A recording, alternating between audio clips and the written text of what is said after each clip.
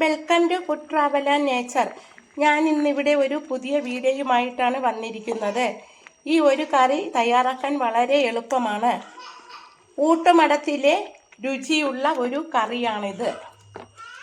ഊട്ടുമടത്തിലെ കറി തയ്യാറാക്കാനായിട്ട് ഒരു പാൻ ചൂടാകുമ്പോൾ അതിലേക്ക് 2 സ്പൂൺ വെളിച്ചെണ്ണ ഒഴിച്ചു കൊടുക്കാം. 2 സ്പൂൺ വെളിച്ചെണ്ണ ഒഴിച്ചു കൊടുത്തു. എണ്ണ ചൂടാകുമ്പോൾ അതിലേക്ക് 1 സ്പൂൺ കടുക് ഇട്ട് കൊടുക്കാം. അതിലേക്ക് ഇനി അരിഞ്ഞു വെച്ചിരിക്കുന്ന ചെറിയ ഉള്ളിയും വറ്റൽമുളകും ഇട്ട് കൊടുക്കാം.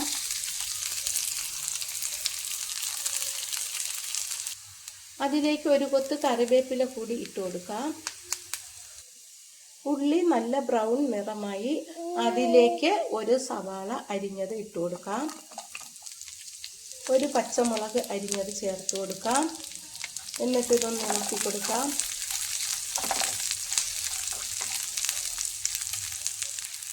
പണ്ടുകാലങ്ങളിലാണ് ഈ ഒരു കറി ഉണ്ടാക്കിക്കൊണ്ടിരുന്നത്. ഈ ഒരു പച്ച തക്കാളി അരിഞ്ഞത് അതിലേക്ക് നമുക്ക് ഇട്ട് കൊടുക്കാം.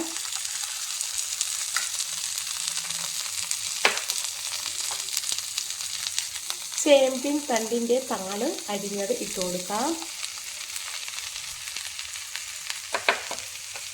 1 ചെറിയ കത്തിരിക്ക അരിഞ്ഞത് ചേർത്ത് കൊടുക്കാം. ഇനി ഇതെല്ലാം കൂടി ഈ എണ്ണയിലിട്ടൊന്ന് വഴറ്റി കൊടുക്കാം.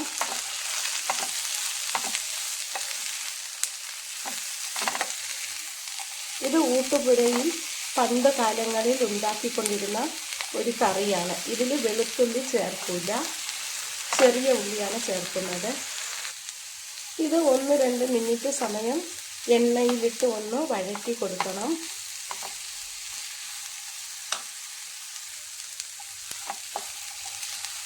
ഉള്ളിയും പച്ചക്കറികളുമൊക്കെ നന്നായിട്ട് വഴണ്ടു വന്നു.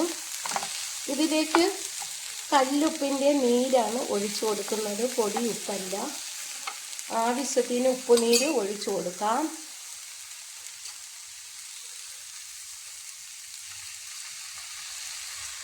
ഉപ്പുനീര് ഒഴിച്ചിട്ട് ഇത് ഒന്നുകൂടി ഇളക്കി കൊടുക്കാം. ഇനി നമുക്ക് ഇതിലേക്ക് ആവശ്യത്തിനുള്ള വെള്ളം ഒഴിച്ചു കൊടുക്കാം. വേവാൻ ആവശ്യത്തിന് വെള്ളം ഒഴിച്ചാൽ മതിയാകും.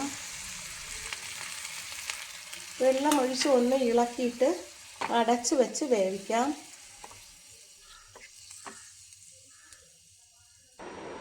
ഇടയ്ക്ക് തുറന്നിട്ട് ഇതൊന്ന് ഇളക്കി കൊടുക്കാം.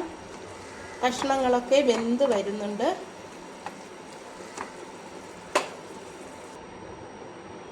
കഷ്ണങ്ങളൊക്കെ വേകുന്ന സമയം കൊണ്ട് നമുക്ക് ഒരു മിക്സിയുടെ ജാറിലേക്ക് 1 കപ്പ് തേങ്ങ ചുരണ്ടിയത് ഇട്ട് കൊടുക്കാം. 1/4 സ്പൂൺ മഞ്ഞൾപ്പൊടി ഇട്ട് കൊടുക്കാം. 1 ടീസ്പൂൺ കാശ്മീരി മുളക് പൊടി ഇട്ട് കൊടുക്കാം.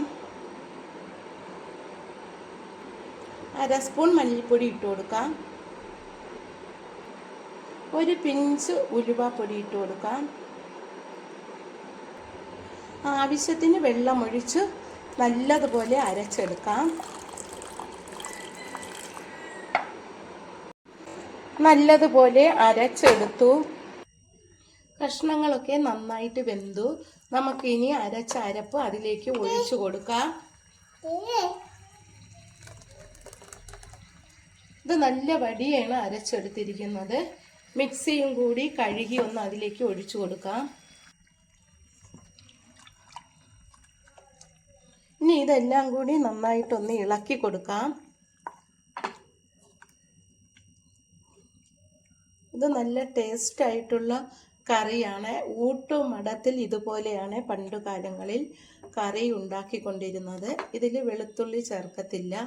ഇത് കുറച്ച് സമയം അടച്ചു വെച്ച് വേവിക്കാം.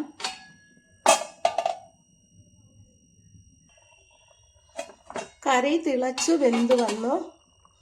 ഈ ഒരു കറി ഉണ്ടെങ്കിൽ ചോറ് കഴിക്കാനായിട്ട് വേറൊരു കറിയുടെയും ആവശ്യമില്ല. അത്രയ്ക്ക് ടേസ്റ്റാണ്. എൻ്റെ ഈ വീഡിയോ ഇഷ്ടമായെങ്കിൽ എല്ലാവരും ഇതുപോലെ തയ്യാറാക്കി നോക്കണം. ഇതിൽ പുളി ചേർക്കേണ്ട ആവശ്യമൊന്നുമില്ല. പച്ച തക്കാളി ചേർത്തത് കൊണ്ട് പുളി പിന്നെ ഒഴിക്കേണ്ട ആവശ്യമില്ല. തക്കാളിയുടെ പുളി അതിലേക്ക് ഇറങ്ങി വരും. ഞാനിതിൽ പുളിയൊന്നും ചേർത്തിട്ടില്ല. ഇത് ചോറിൻ്റെ കൂടെയും ചപ്പാത്തിയുടെ കൂടെയൊക്കെ കഴിക്കാൻ നല്ല ഒരു കറിയാണ്. എൻ്റെ ഈ വീഡിയോ ഇഷ്ടമായെങ്കിൽ ആദ്യമായി കാണുന്നവരെല്ലാം എൻ്റെ ചാനൽ സബ്സ്ക്രൈബ് ചെയ്യണം, സപ്പോർട്ട് ചെയ്യണം. താങ്ക്